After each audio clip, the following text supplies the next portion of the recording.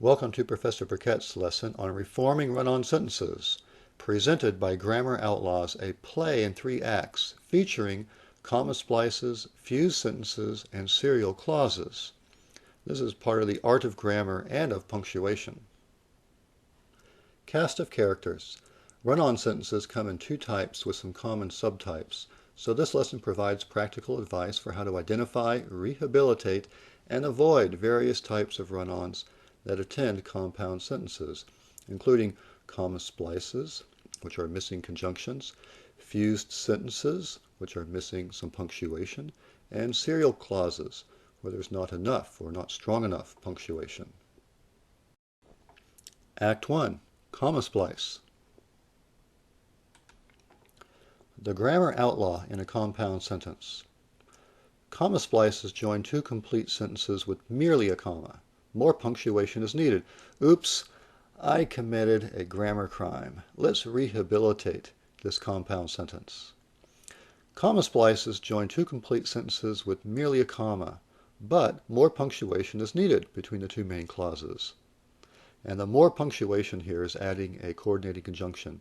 In this case, I added but after the comma to join the 2 independent clauses of this compound sentence. How do we catch this run-on sentence? What identifies its profile?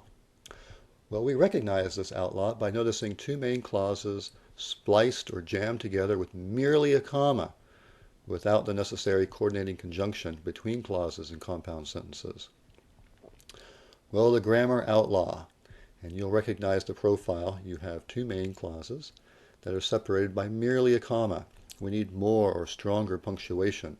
So let's look at the rehabilitated sentence. Joey hurried to the market, comma, for he wanted to buy eggs for supper. How do we rehabilitate comma splice outliers? Well, we reform all run-on sentences, including comma splices, in 4 different ways. So for each situation, we can choose an appropriate style to separate the clauses, including separate the clauses with a comma plus a coordinating conjunction, separate the clauses with a semicolon or colon or dash when appropriate, separate the clauses with a period or other end mark, and restructure the sentence with a subordinating conjunction. We can separate the 2 clauses by adding a coordinating conjunction. English has 7, and we add the coordinating conjunction after the comma. But note that each conjunction implies a certain kind of relationship, so writers are careful to retain the meaning of the sentence when choosing a conjunction. You're familiar with the profile of the grammar outlaw, as well as this rehabilitated sentence. So this is pattern 1. We'll look at 2 more ways to rehabilitate comma splices. A second way to rehabilitate comma splices, we can separate the 2 clauses by replacing the comma with a semicolon or a colon or dash when appropriate.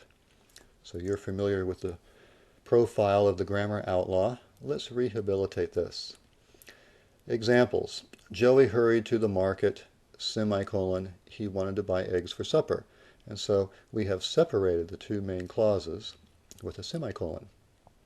Second, Joey hurried to the market, semicolon, and a conjunctive adverb followed by a comma.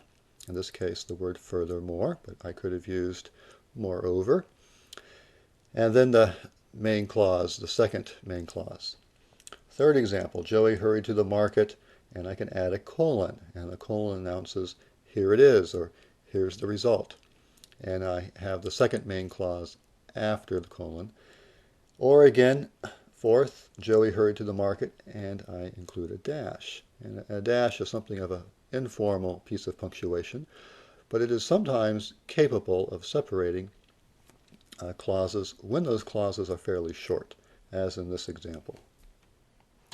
Thus far, I have applied common patterns of compound sentences in order to reform our run-on sentences.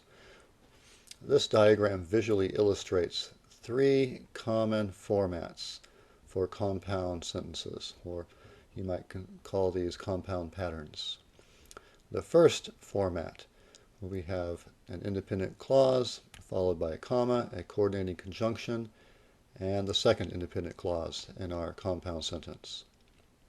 Format number 2, an independent clause followed by a semicolon, followed by the second independent clause in the period. And the third format, an independent clause, a semicolon, a conjunctive adverb followed by a comma, and the second independent clause. So I hope this visual helps you recognize the common patterns of compound sentences. A third way to reform the comma splice. We can separate the two clauses into two simple sentences by replacing the comma with a period or other end mark as appropriate.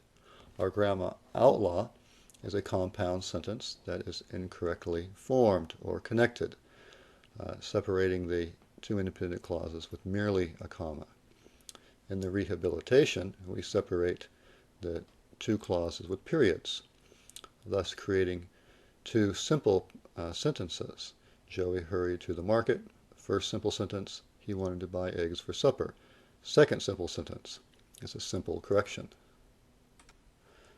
A fourth way to reform the comma splice. We can restructure the sentence by subordinating one clause in various ways. Well, after our familiar grammar outlaw are four rehabilitated sentences. In the first, we have an independent clause followed by a subordinate clause. Because is a subordinating conjunction, which forms a subordinate clause. Second, we have a subordinated clause followed by an independent clause. Since is a subordinating conjunction that creates a subordinate clause. But here I need a comma after my subordinate clause because a subordinate clause is an introductory element which needs to be separated from the main clause. And that helps my reader quickly find the independent clause, and especially the grammatical subject of that independent clause. Third, we have an independent clause followed by a relative clause. Where is a relative pronoun which begins the relative clause. Fourth, we have an independent clause followed by a participial phrase. Wanting is a participle which begins the participial phrase. I need a comma here because wanting does not modify the previous word, market, but modifies Joey, who is the grammatical subject of the sentence. So here we have various ways of subordinating one clause in a compound sentence.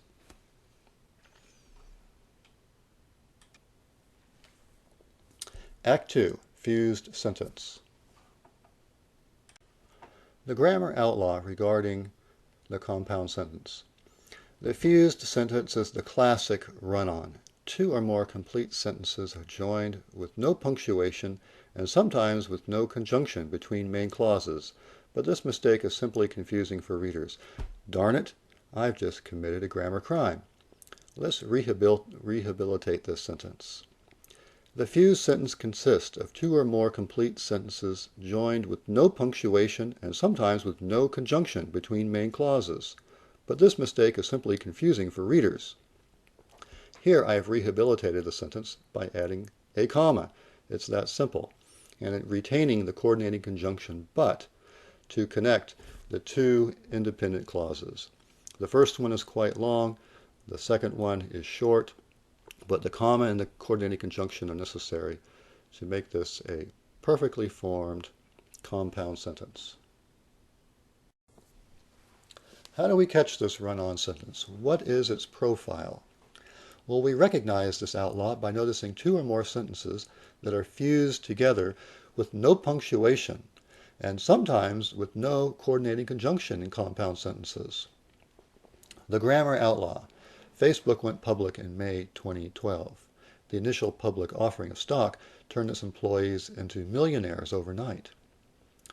Well, here I can rehabilitate this fused sentence by adding a comma and a coordinating conjunction between the two main clauses. Question: how do we rehabilitate fused sentences? We reform all run-on sentences in 4 different ways. So for each situation, we can choose an appropriate style to separate the two main clauses of a compound sentence, such as separate the clauses with a comma plus a coordinating conjunction. Separate the clauses with a semicolon or colon or dash when appropriate. separate the clauses with a period or other end mark, and restructure the sentence with a subordinating conjunction. We will look at each way to rehabilitate the run-on sentence known as the fuse sentence in the slides that follow.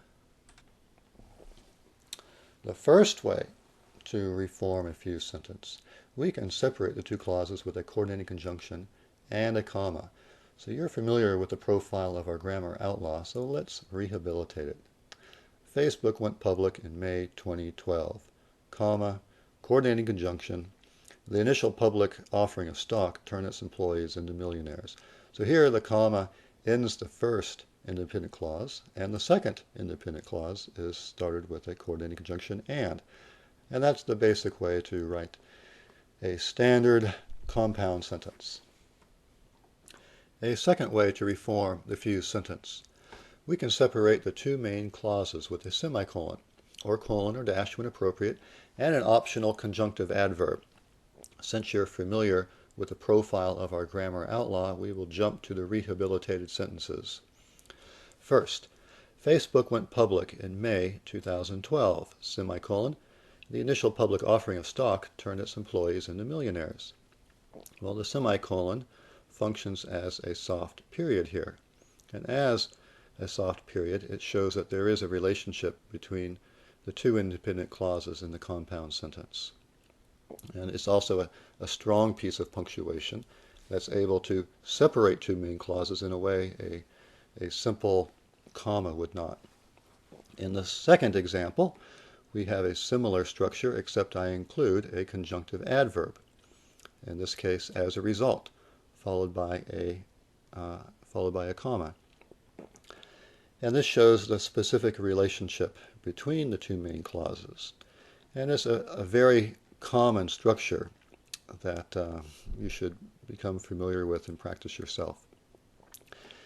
In the third example, I include a colon, and the colon shows a relationship between the two main clauses similar to the semicolon, except in English the colon means here it is, and so it indicates that the second clause is more specific or shows perhaps the consequences or effects.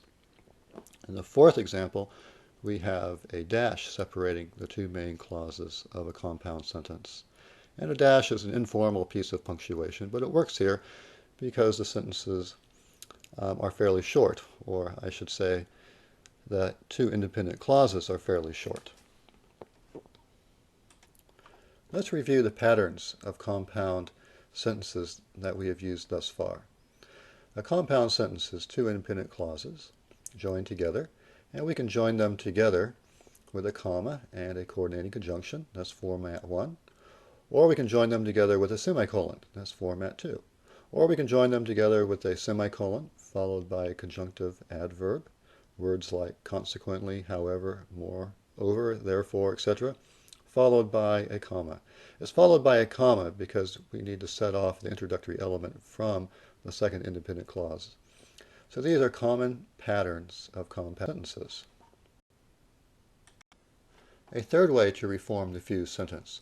We can separate the two clauses into two sentences by replacing the comma with a period, or other min mark when appropriate. Since you're familiar with the profile of our grammar outlaw, we will jump to our rehabilitated sentence. Here note that we no longer have a compound sentence, but two simple sentences separated with a period. Facebook went public in May 2012, period. And then I start my second simple sentence. So here again, instead of a compound sentence, the period changes the situation into two simple sentences. A fourth way to reform the fuse sentence. We can restructure the sentence by subordinating one clause in various ways. Well, you're familiar with the profile of our grammar outlaw, so we will jump down to the rehabilitated sentences. Well, in the first example, I retain my first independent clause, but change the second independent clause into a subordinate clause by using the subordinating conjunction as. And as is a very short subordinating conjunction and is often not recognized as such, but it does function as a subordinating conjunction, which introduces the subordinating clause, or the right side of the sentence. In the second example, I have subordinated the first clause using the subordinating conjunction when. And so I have a subordinate clause followed by a comma followed by my independent clause. Well, why is the comma needed? Well, since the when clause is now an introductory element, the comma is needed to help the reader find the main clause quickly. In the third example, I have my independent clause followed by a participial phrase, which is introduced by the participle turning. And the comma is needed because the participial phrase does not modify the word directly preceding turning, but modifies the grammatical subject of the sentence. So these are three ways that you can subordinate one clause to restructure a compound sentence. Act 3, serial clause. Serial clause is a grammar crime. The outlaw. The serial clause is a type of run-on. This type consists of 3 or more main clauses joined with serial commas. It usually has parallel or related clauses, but it needs stronger punctuation like periods or semicolons. Oops, I have just illustrated an example of this grammar crime, and it's actually quite confusing because we have multiple independent clauses separated merely by commas. In the rehabilitated sentence, I replaced the commas with a stronger kind of punctuation, the semicolon. And the semicolon acts as a soft period or even a strong serial comma in between the multiple independent clauses. What's the problem with the serial clause? Well, the serial clause gets its name and rationale from the serial comma, which writers use to separate items in a series, items expressed in single words and phrases. Following this so-called serial logic, some writers seek to separate multiple main clauses with commas, but the problem is that independent clauses or main clauses are more complex than merely items. A qualification is in order. If the clauses are short and have clear parallel structure, then writers can indeed separate the short parallel clauses with the serial comma. An example, the guest came, the guest ate, the guest went home in a hurry. We have 3 independent clauses separated merely by commas and don't even need the coordinating conjunction before the last clause, and this works just fine for short parallel clauses. But in the main, the serial clause is problematic. What's the solution? Well, for longer main clauses, the safe rule is this, and quoting Turabian's A Manual for Writers. If the clauses are longer and more complex, separate them with semicolons, or better, rewrite the sentence. What is the profile of the serial clause? How do we catch this run-on sentence? We recognize this grammar outlaw by noticing 3 or more clauses fused together, running on and on as if they were items in a series separated merely by commas. So here's an example of this grammar outlaw. Sparta was a warrior society in ancient Greece. Spartan men were professional soldiers. Spartan boys started rigorous education and military training at age 7. And Spartan women enjoyed more education, status, and freedom than other Greek women. Did you find this sentence confusing? I did, because each independent clause is ended or concluded by merely a comma. What we need is some stronger punctuation in the form of colons and semicolons, and that's how we're going to rehabilitate this sentence. So, here's the rehabilitation. Sparta was a warrior society in ancient Greece. Colon. Now the colon here means here it is, and so it indicates that some specific examples will follow, illustrating how Sparta was a warrior society. Spartan men were professional soldiers. Spartan boys started rigorous education and military training at age 7, and Spartan women enjoyed more education, status, and freedom than other Greek women. And so we have replace the commas in the serial clause with some stronger punctuation. First with a colon and then with the semicolon. The semicolons you might think of as soft periods, but in this case you can also think of them as strong serial commas, which separate not items or merely phrases, but they can separate complete independent clauses that are placed serially one after the next. An important qualification applies to shorties. Short sentences are given special allowances and defy the previous principles for run-on sentences because short sentences, as styled with parallel structures and rhythms, remain clear and readable despite the presence or absence of conjunctions or punctuation. The following 4 short sentences are considered correctly punctuated, and they will be familiar to you. First, love is patient, love is kind, love never fails. Here we have 3 independent clauses joined together with merely commas, but this is not a comma splice because of the short parallel structure of the sentences. However, it would be correct to replace the commas with semicolons, but either punctuation style would be correct. Second, for we know in part and we prophesy in part. Well, this is not considered a fused sentence, though it would be correct as well to put a comma before the coordinating conjunction. But in any case, this is considered a correct sentence because of the short parallel structure of the sentence. Third, when I was a child, I talked like a child, I thought like a child, I reasoned like a child.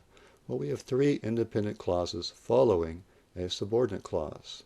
Well, this is not considered a comma splice or incorrectly punctuated serial clauses, though it would be correct to separate the independent clauses with semicolons.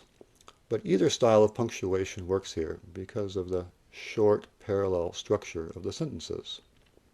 Fourth, follow the way of love and eagerly desire spiritual gifts, especially the gift of prophecy. Well, this is not considered a fused sentence, though it would also be correct if the writer, the Apostle Paul here, preceded the coordinating conjunction with a comma. So these are some examples of short sentences that are correct, despite the presence or absence of what we would normally consider correct punctuation. Well, you might ask, well, how short is short? Well, these clauses are 3 to 5 words long, and that's probably as long as you want to get before readers start running into confusion. You've made it to the end of the lesson. Let's review some principles for avoiding run-on sentences. In sum, good writers apply the golden mean, or what's called the Goldilocks rule, applying just enough punctuation and conjunctions, not too many, not too few, in order to avoid run-on sentences, to avoid extraneous punctuation that might slow readers down, and to maintain the flow and clarity of sentences. Well, Grammar Outlaws thanks you for your attention and wishes you and your writing much success together.